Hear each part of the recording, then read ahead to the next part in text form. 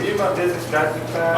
I sat in front of you. It was pretty good class. Oh, yeah, I think I was all the way back.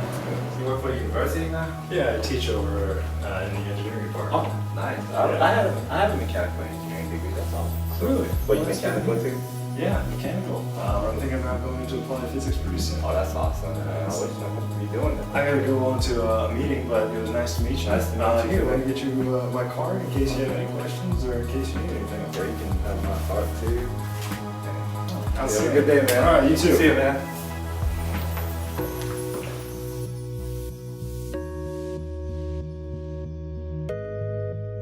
So throughout this video, we're going to show you the do's and don'ts of networking and show you why it's so important to network in the workplace.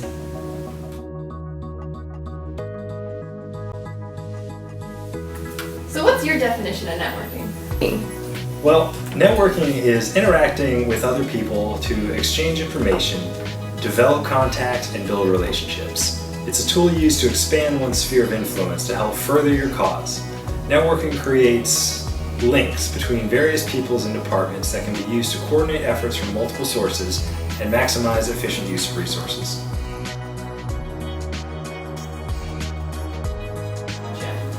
So Ralph, some people think networking is similar to playing a political game at work. What do you think the difference is? Well, corporate politics are strategies that people play to gain advantage, personally or for a cause they support. The term politics usually have a negative connotation in that it refers to strategies people use to seek advantage at the expense of others. It often adversely affects the working environment and relationship within an organization. And the truth is, to ensure your own success in an organization, you must be able to navigate the politics. So what you're saying is that office politics is a form of networking, but networking isn't necessarily office politics. Yes.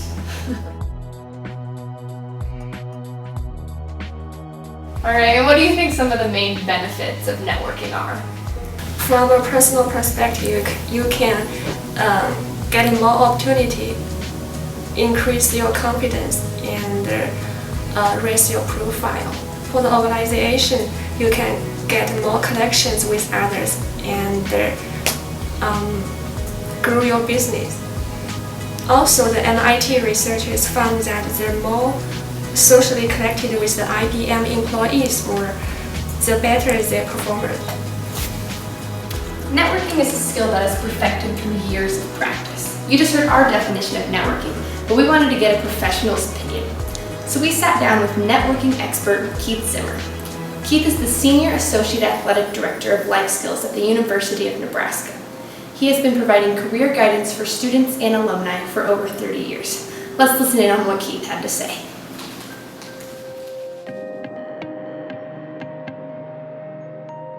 Networking is all about building, nurturing relationships, and then trying to take that relationship to the next level, where it can benefit somebody and develop somebody both personally and ultimately professionally. So in my role in the athletic department, I'm all about not just developing my personal network to help my profession, but more importantly, to help our student athletes network, to hopefully start their professional careers and grow their dreams. I think those who are really good at it, it has to come across very genuine. The motives have to be clear. There shouldn't be any hidden agendas. And again, I think it's all about how you communicate and articulate. Also, follow through is really important in networking. Showing that you appreciate somebody who takes the time to try to help you grow and develop.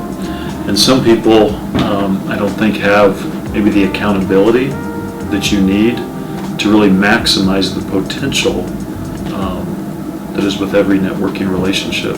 So again, I think it's the delivery, the genuineness, and the accountability that can really allow you to take networking to the highest level.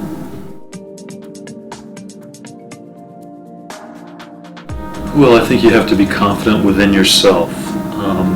You have to know yourself, because if somebody's going to take the time to kind of help you, you have to know really what you're looking for, and to really do a thorough self-assessment of you personally and also what your future goals are. I think that's really important before you start a networking relationship. And again, I think you just have to put yourself in situations where you can grow your confidence and grow your self-esteem. And maybe if you're not comfortable face-to-face, of course with social media and technology, there's a lot you can do to ease into networking before it gets into a face-to-face interaction. But again, I think preparation is critical. If you're going to sit down with somebody, have a list of questions, appreciate their time, and make sure after you meet with somebody, you follow up and that you keep in contact and continue to maintain and nurture that relationship forever, because you never know when those relationships could come back to benefit you or pay off in some way.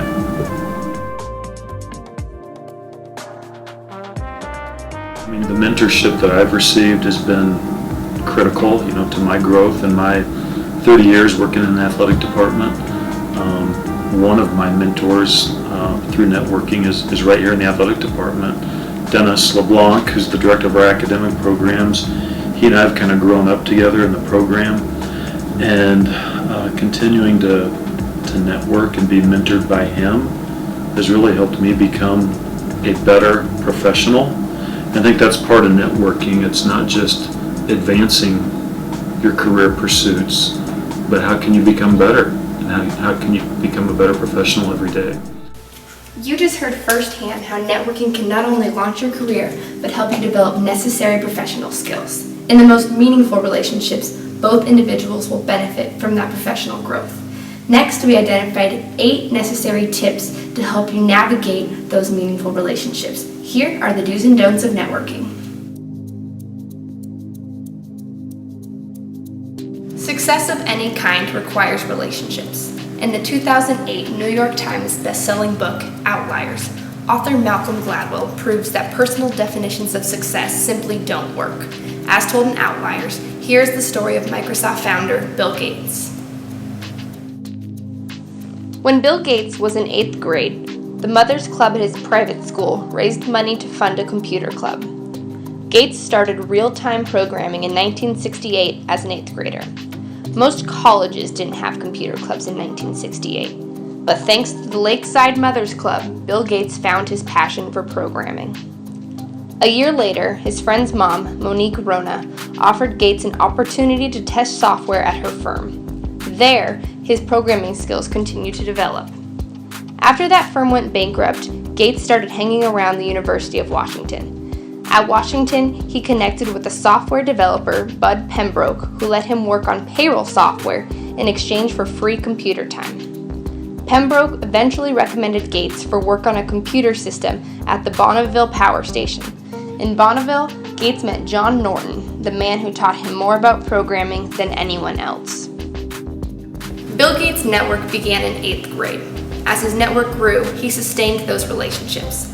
Because of the Lakeside Mothers Club, Monique Rona, Bud Pembroke, and John Norton, Bill Gates made history.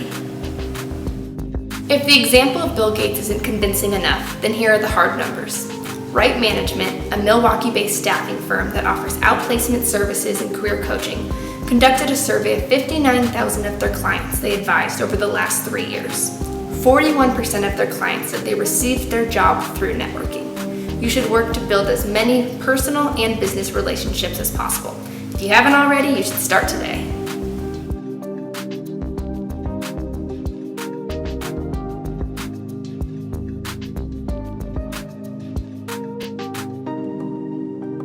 Our second networking tip is, if you don't ask, you won't receive.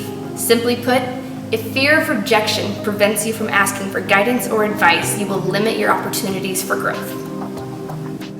According to research, people with a low tolerance for risk, whose behavior is guided by fear, have a lower propensity for success. You have to realize that rejection is often a critical part of the learning curve on the road to success. For example, J.K. Rowling was rejected by 12 different publishers before Bloomsbury Publishing took a chance on Harry Potter. Allegedly, Walt Disney was rejected by 300 bankers before he received funding for his first Walt Disney theme park. And Oprah was fired as an anchor because WJZ Network decided she was too dull and stiff on the air. WJZ demoted Oprah to their failing talk show called People Are Talking. This demotion actually allowed Oprah to discover her real calling as a talk show host. 7 years later, The Oprah Winfrey Show was born. J.K. Rowling, Walt Disney, and Oprah learned from their rejections and ultimately persevered. Part of networking is also advocating for yourself. A study at the University of Texas examined negotiation tactics for men and women. In a simulation, they had men and women negotiate a starting salary. When the women negotiated for themselves, they asked for an average of $7,000 less than the men. But when the women negotiated on behalf of a friend, they asked for just as much money as the men. When the researchers confronted the women, they all admitted that they hate advocating for themselves at work. One way to work around this discomfort is to use your natural ability to fight for others whenever you're advocating for yourself or negotiating at work. So remember, you can't make it alone, and if you don't ask, you won't receive. Do not limit your opportunities for growth.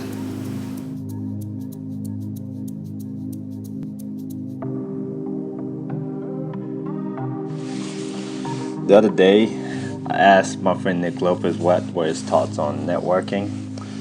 And he told me that networking is a buzzword, and he tried his best not to use it.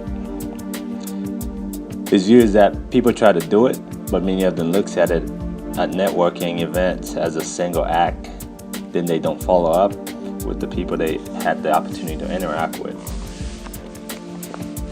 When you network with someone and decide not to follow up, your lack of action proves that you are inconsistent and unreliable. He argues that the highest achievers in our society are typically the best connected, which means that they stand out from their peers. They are known to be reliable, and they are easily accessible when people need them to be part of a project or a team. Some of the best practices for following up with people that you connected with during a networking event is, the best way would be connect via LinkedIn. Majority of professionals nowadays are on LinkedIn. Write an email, call the person, and ideally, you would like to make contact within the first 48 hours because at that time, that person still remembers you. But regardless, the key is to just follow up regardless how long it is. It might be 6 months, you still follow up with that person. Just make sure you remember where you met them and what you guys talked about. Also, you can also suggest a 15-minute phone call, but be clear on the purpose of how it can benefit both of you. And you can also invite the person out for lunch or coffee to discuss business.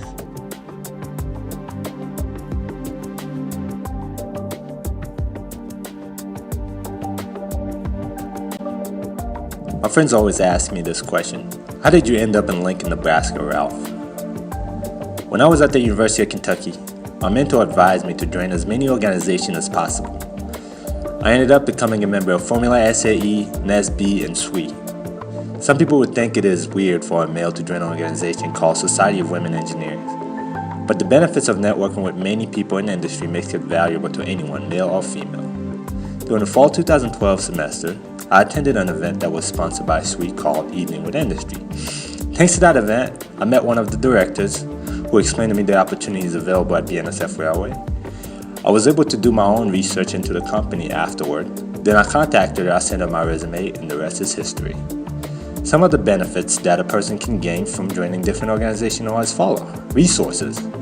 In this era, sharing information is a daily way of life, both online and in person. We can argue that our greatest resource is the people in our networks.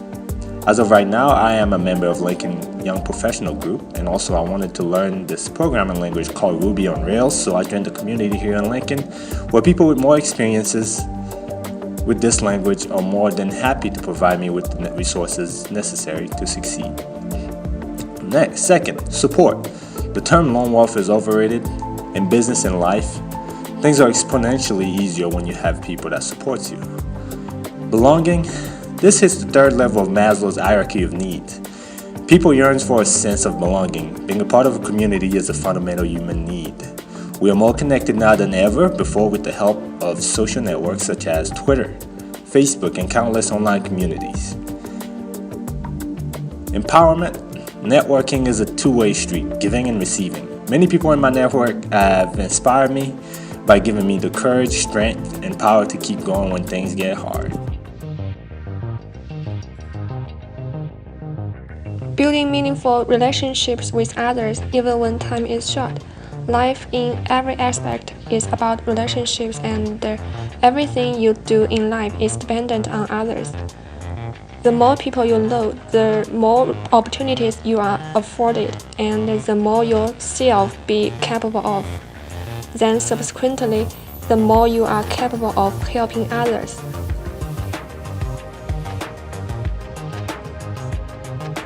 The mission of the MBA Student Association is to organize intellectual, social, and networking activities not offered directly as part of the MBA program coursework, but critical to the overall benefit of an MBA student's graduate experience. They held the recent activity called Summer Social. The membership is free, and all students currently enrolled in the MBA program are automatically part of our group. We invite everyone to participate in our events throughout the semester.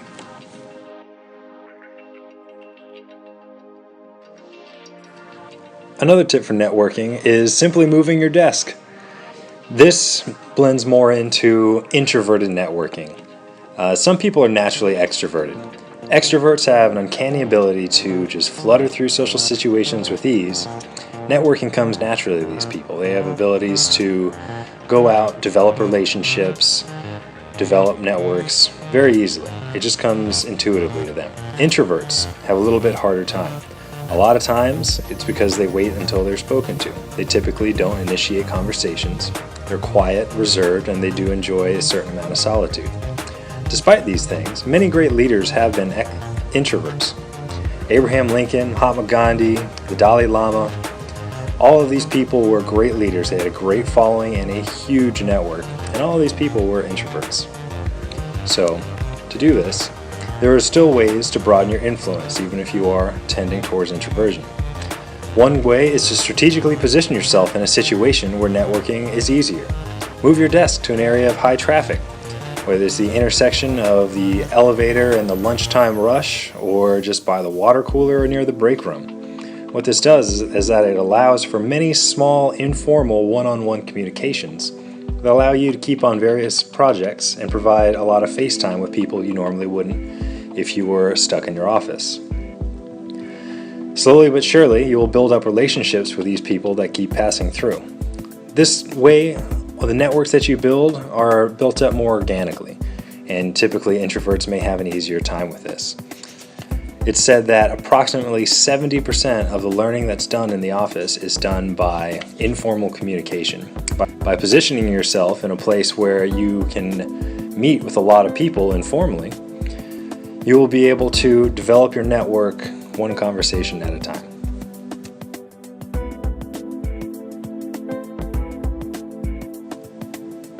What does it mean to be genuine? Being genuine is the ability to project to others that you are authentic, sincere, and trustworthy.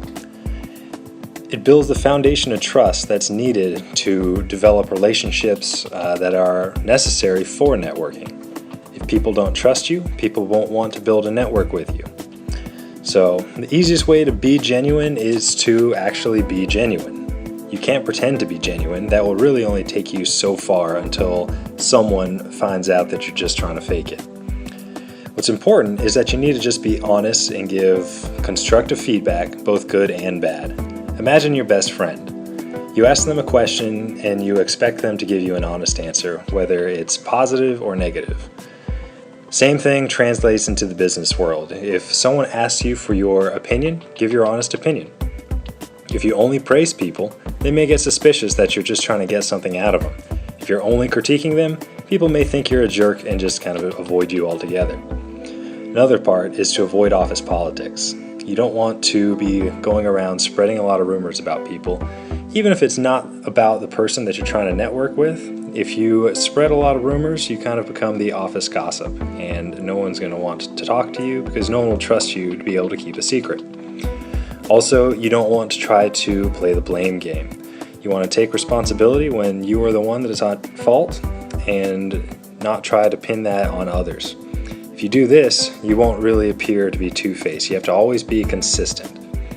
Another part is to always have confidence in yourself. Is that a little cliche? Sort of, but not really.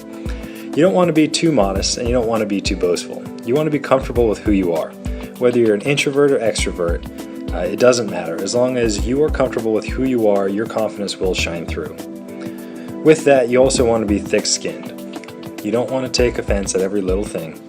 You want to be able to accept criticism because it will come at some point. And you want to be able to let it roll off your back while still taking any value out of the critique. And lastly, you want to smile and mean it. And when you smile, psychologically, it sets a friendly tone with anyone that sees it, and they're more likely to smile back. You do all this, and people will start to believe that what you are doing because that is you. That is you being genuine. Hopefully we proved that networking cannot be taken for granted. So once again, you can't make it alone. If you don't ask, you won't receive. Follow up better than your competition. Join professional organizations. Never eat alone. Don't be afraid to party and attend work gatherings. Strategically place your desk and always be genuine. If you want to learn more about the art of networking, we highly suggest you read the relationship guide, Never Eat Alone, by best-selling author Keith Ferrazzi. Thank you for watching and best of luck.